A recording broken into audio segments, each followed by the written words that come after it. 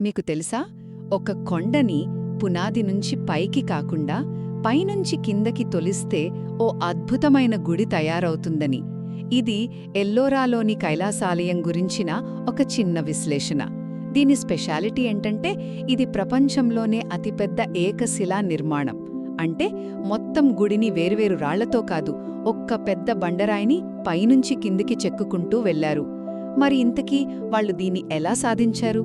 మొదటిది వాళ్ల నిలువు తవ్వకం పద్ధతి.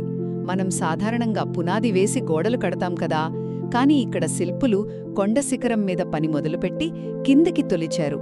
ఈ ప్రాసెస్లో సుమారు 2 లక్షల టన్నుల రాయిని తీసేశారట. అది కేవలం ఉలి, సుత్తి లాంటి వాటితోనే. రెండోది, అసలు మనల్ని ఆశ్చర్యపరిచే విషయమేంటంటే వాళ్ల ప్రాజెక్ట్ ప్లానింగ్.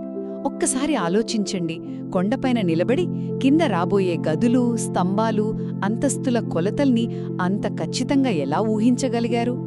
చెక్కేటప్పుడు చిన్న పొరపాటు జరిగినా, ఒక్క స్తంభం విరిగిపోయినా మొత్తం ప్రాజెక్ట్ వేస్ట్ అయిపోయేది. ఇక ఆఖరిగా, మరి మిస్టరీని వాళ్లు ఎలా ఛేదించారు? నిపుణుల ప్రకారం వాళ్లు పిట్ పద్ధతిని వాడారు.